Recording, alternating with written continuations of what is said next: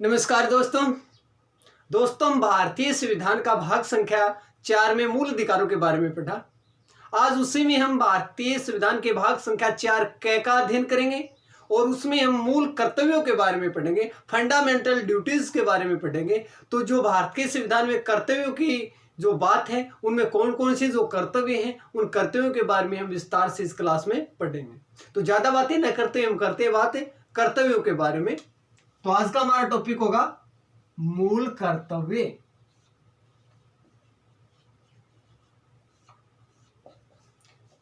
Fundamental duties. देखिए, कर्तव्य की अगर हम बात करेंगे तो ये जो इनका जो वर्णन देखने को मिलता है वो भारतीय संविधान के भाग संख्या 4 क में देखने को मिलता है। 4 में तो हमने मूल अधिकारों के बारे में पढ़ा और 4 क में हम पढ़ेंगे मूल कर्तव्यों के बारे में। देखिए, 4 क अगर किसी भी अनुच्छेद के आगे क ख 1 2 3 ऐसे मिलता है तो उसका मतलब या मीनिंग ये होता है कि वो मूल भारतीय संविधान का भाग नहीं था, अर्थात बात करें तो उसे बाद में संशोधन करके जोड़ा गया है। तो इसलिए ये जो मूल कर्तव्य हैं ये मूल भारतीय संविधान का भाग नहीं था, इन्हें भी बाद में जोड़ा गया। क्योंकि पूछा गया प्रश्न है, कंपटीशन एग्जाम में पुटअप होके आया हुआ प्रश्न है कि मूल भारतीय संविधान में कर्तव्यों की संख्या थी, जिसमें ऑप्शन 0, 10, 11 इनमें से कोई नहीं। तो जो लगभग विद्यार्थी थे उन किसी ने 11 किसी ने 10, लेकिन हमें याद रखना है कि मूल भारतीय संविधान में कर्तव्यों की संख्या कितनी थी? 0। अगर आपसे पूछा जाए कि मूल भारतीय संविधान में कर्तव्यों की संख्या कितनी थी तो हमें तुरंत जवाब देना है 0। इसे जोड़ा कब गया तो आपको याद रखना है 42वां संविधान संशोधन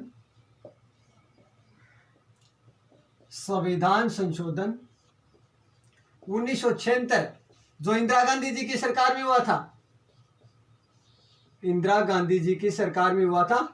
और 42वां संविधान संशोधन 1976 के तहत मूल कर्तव्यों को जोड़ा गया। जब जोड़ा गया था तब इनकी संख्या थी 10 और वर्तमान में कर्तव्यों की संख्या है 11।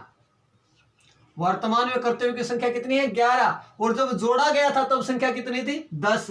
और इनका जो वर्णन देखने को मिलता है वो अनुच्छेद संख्या 51 क में देखने को मिलता है। ये 51 क इसका उपभाग है, उसमें कर्तव्यों का उल्लेख किया गया है, प्रावधान किया गया है। और जो 11वां जो मूल कर्तव्य जोड़ा गया था वो था 86वां संविधान संशोधन। इन सारी बातों को आपको नोट करना है।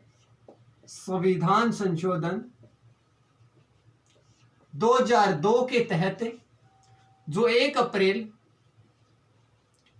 2010 को लागू हुआ था, जिसमें निःशुल्क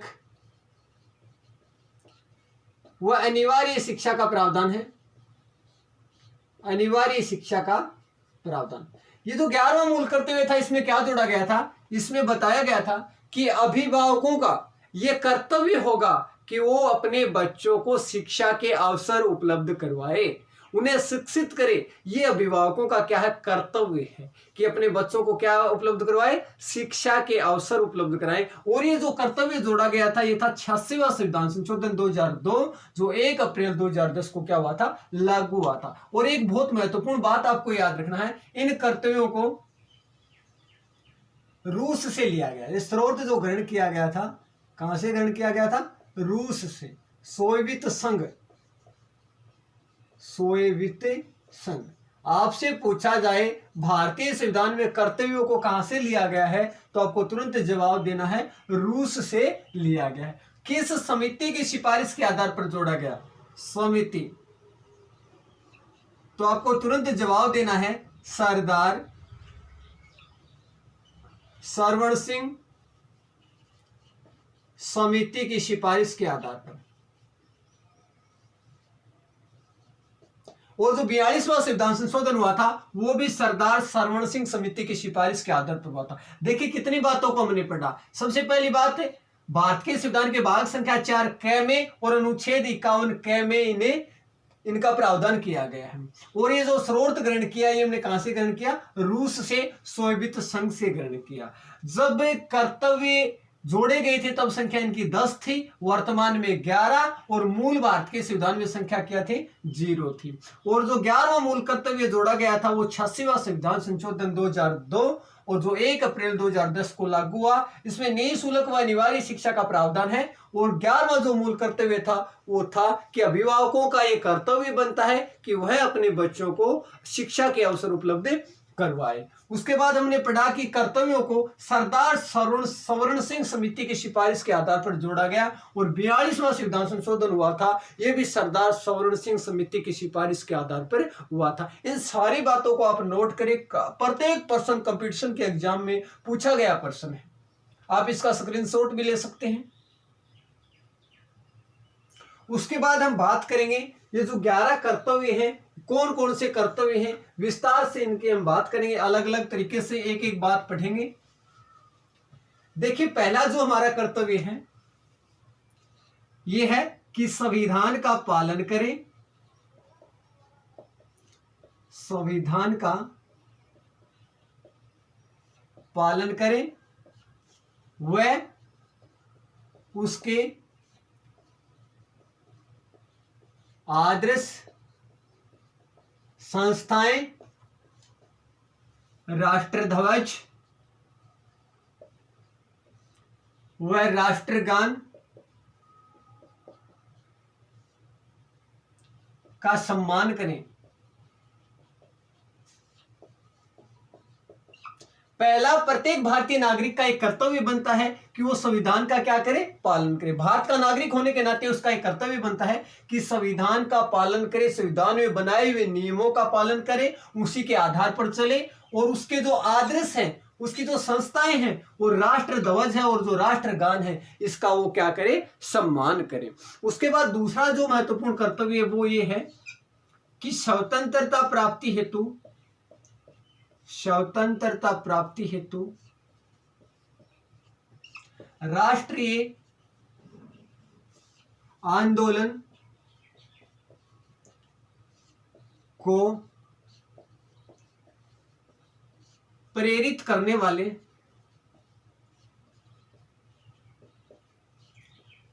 आदर्शों को हृदय में संजोए रखें। प्रत्येक भारतीय नागरिक का ये कर्तव्य है कि स्वतंत्रता प्राप्ति हेतु, जिससे में स्वतंत्रता की प्राप्ति हुई और वो प्राप्ति राष्ट्रीय आंदोलनों से हुई, राष्ट्रीय आंदोलन हुए देश में, राष्ट्रीय आंदोलन, और उन्हीं आंदोलनों के बदौलत हमें स्वतंत्रता मिली। और जो उन आंदोलनों को प्रेरित किया था, वो जो प्रेरित करने वाले आदर्श थे जिनसे राष्ट्रीय आंदोलन प्रेरित हुआ, जिससे हमें स्वतंत्रता मिली, वो सारे के सारे जितने भी आदर्श हैं उसको हृदय में क्या करना है? संजोए रखना है, क्योंकि उसी से हमें प्रभुषता प्राप्त हुई थी, स्वतंत्रता प्राप्त हुई थी। तो उन सारे के सारे आदर्शों को हृदय में संजोए रखना है, ये प्रत्येक भारतीय नागरिक का महत्वपूर्ण कर्तव्य है। उसके बाद हम बात करेंगे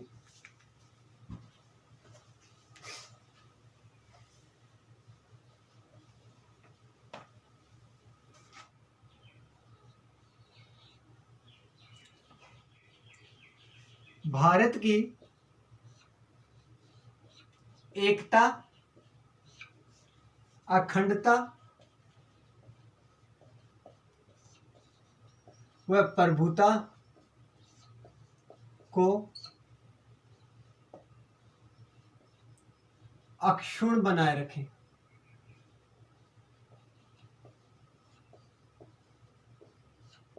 देखिए, भारत की जो एकता है, अखंडता है और प्रभुषता, स्वयं की जो ताकत है, स्वयं की जो शक्ति है, उसको अक्षुण्ण बनाए रखें, उसको वैसा का वैसा बनाए रखना है, इसको कभी भी हमें नुकसान नहीं पहुंचाना है। यह प्रत्येक भारतीय नागरिक का क्या है? महत्वपूर्ण कर्तव्य है। इन तीनों बातों को आपको याद रखना, एकता, अखंडता और प्रभुषता, इसको वैसा का वैसा बनाए रखना है। उसके बाद हम 4 नंबर कर्तव्य की बात करेंगे, देश की रक्षा करें व आह्वान किए जाने पर राष्ट्र सेवा करें। देखिए, प्रत्येक भारतीय नागरिक का एक कर्तव्य बनता है कि वो अपने देश की क्या करे, रक्षा करे, उसे किसी प्रकार से नुकसान न पहुंचाए। उसके बाद हम बात करें आह्वान किए जाने पर, कोई मान लीजिए संकट आ जाता है देश के ऊपर, कोई आपातकालीन स्थिति जब आ जाती है, जैसे मान लीजिए वर्तमान में चीन आक्रमण कर रहा है, कभी पाकिस्तान आक्रमण करता है, और अब पीछे हमने देखा कि कोरोना को लेकर संकट की स्थिति बनी हुई है देश में, तो आह्वान किया जाता है, आपको बुलाया जाता है, आपकी सेवा के लिए आपको बुलाया जाता है, तो आपको राष्ट्र की सेवा करने हेतु तुरंत तैयार रहना चाहिए। ये हमारे प्रत्येक भारतीय नागरिक का क्या बनता है, कर्तव्य बनता है कि आह्वान किए जाने पर, आपको बुलाया जाता है तो हम तुरंत राष्ट्र की सेवा करने के लिए क्या होंगे, हाजिर होंगे। ये प्रत्येक भारतीय नागरिक का महत्वपूर्ण क्या है, कर्तव्य बनता है। उसके बाद हम बात करेंगे नंबर 5 जो हमारा कर्तव्य है। देखिए, देश के सभी लोगों में समरसता, समानता व सम्मान, भ्रातृत्व, भाईचारा, भ्रातृत्व का मीनिंग क्या होता है, भाईचारा का विकास करें। ये हमारा कर्तव्य बनता है कि देश के सभी लोगों में समरसता, समानता व समान भ्रातृत्व का क्या करें, विकास करें। और जो इसमें जो धर्म, भाषा, प्रदेश व वर्ग आधारित भेदभाव से परे हो, समरसता, समान भ्रातृत्व की भावना का क्या करेंगे, विकास करेंगे, भावना का विकास करेंगे। जो धर्म, भाषा, प्रदेश और वर्ग आधारित जो भेदभाव होता है उससे क्या होगा, परे होगा। इसी में एक बात और है,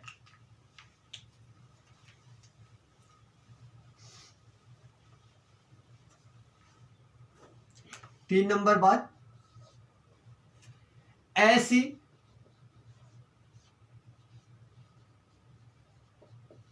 प्रथाओं का त्याग करें जो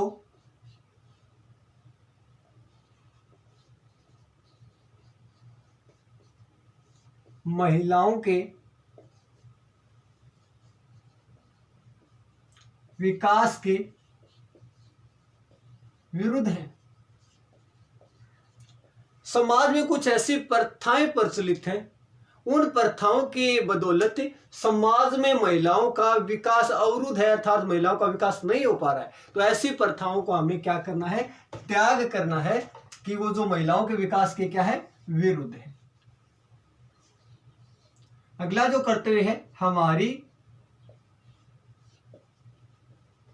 समन्वित संस्कृति के गौरवशाली महत्व को समझे, वह उसका परिरक्षण करें।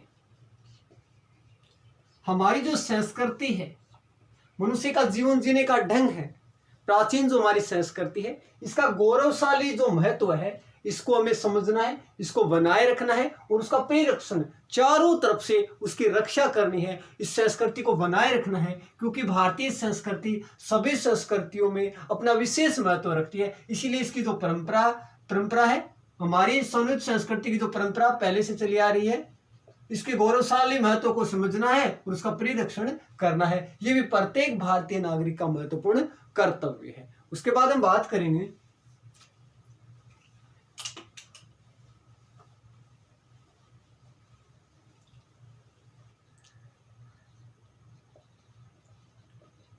प्राकृतिक पर्यावरण, जिसके अंतर्गत वन, झील, नदी व वन्य जीव की रक्षा करें। वह उनका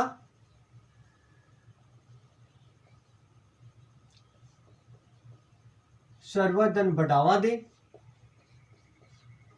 तथा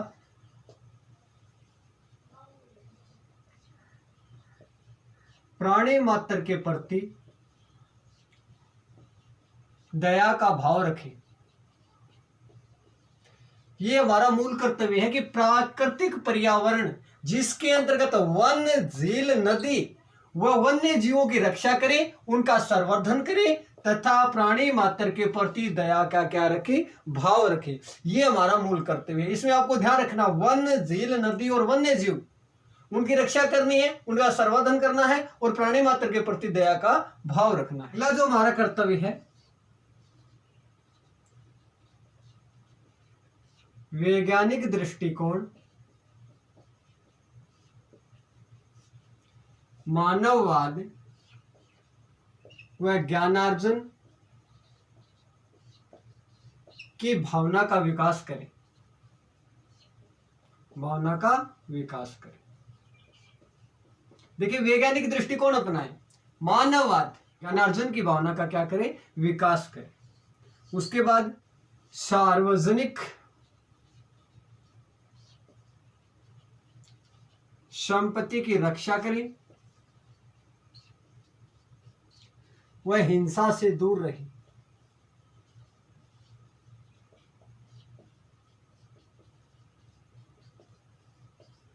सार्वजनिक संपत्ति जो सभी की संपत्ति है, उस पर सभी का हक है, संपूर्ण समाज का हक है, उसकी रक्षा करनी है और हिंसा से दूर रहना है। लड़ाई झगड़े की जो प्रवृत्ति है, लड़ाई झगड़े की जो भावना है, उससे हमें दूर रहना है। लड़ाई झगड़ा नहीं करना है, हिंसा से हमें क्या रहना है, दूर रहना है। उसके बाद हम बात करेंगे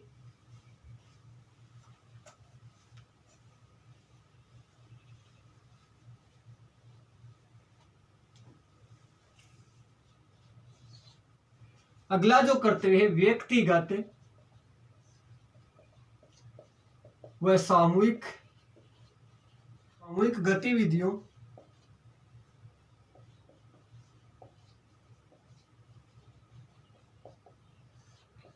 क्योंकि सभी क्षेत्रों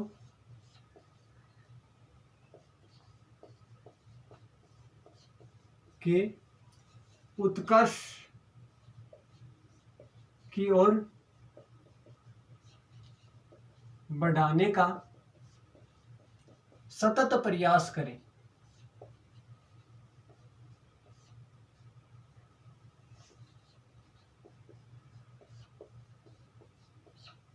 जिससे राष्ट्र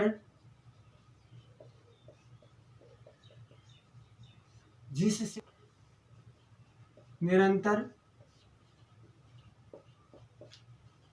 बढ़ते हुए प्रगति व उत्कर्ष की नई ऊंचाइयों को छू सके। देखिए, हमारा महत्वपूर्ण कर्तव्य है कि व्यक्तिगत क्षेत्र की और सामूहिक क्षेत्र की जो गतिविधियां हैं सभी क्षेत्रों की, उसके उत्कर्ष की ओर बढ़ाने का सतत प्रयास करें, उसे ज्यादा से ज्यादा बढ़ावा दिया जाए, जिससे राष्ट्र निरंतर बढ़ते हुए प्रगति और उत्कर्ष की नई ऊंचाइयों को छू सके। हमें व्यक्तिगत गतिविधियां और सामूहिक जो गतिविधियां हैं, इनको लगातार बढ़ाना है, जिससे हमारा देश ज्यादा से ज्यादा क्या कर सके, विकास कर सके। और उसके बाद जो 11वां मूल कर्तव्य था, मैंने आपको बताया था कि अपने बच्चों को शिक्षा के अवसर उपलब्ध कराएं।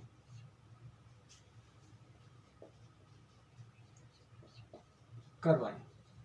ये अभिभावक का, उसका जो संरक्षक है, उसका एक कर्तव्य बनता है कि अपने बच्चों को शिक्षा के अवसर उपलब्ध कराएं। और ये जो 11वां मूल कर्तव्य था, मैंने आपको पहले भी बताया है, 86वां संविधान संशोधन 2002 में हुआ था, जो 1 अप्रैल 2010 को लागू हुआ। इसलिए महत्वपूर्ण कर्तव्य, जिसके तहत शिक्षा के अवसर उपलब्ध करवाएगा अभिभावक अपने बच्चों को, महत्वपूर्ण कर्तव्य है। और वर्तमान में कर्तव्यों की संख्या कितनी है, 11 है। और ये जो कर्तव्य है, ये वाद योग्य नहीं है। अगर इनका पालन नहीं होता है तो हम न्यायालय की शरण नहीं ले सकते हैं। तो देखिए, कर्तव्य के बारे में जितनी भी महत्वपूर्ण बातें थी, उनके बारे में हमने विस्तार से पढ़ा। कल हम बात करेंगे भारत के संविधान के अगले पार्ट के बारे में। तो आपको अगर क्लास पसंद आई हो तो लाइक और शेयर जरूर करें। मिलते हैं कल अगली क्लास में। धन्यवाद।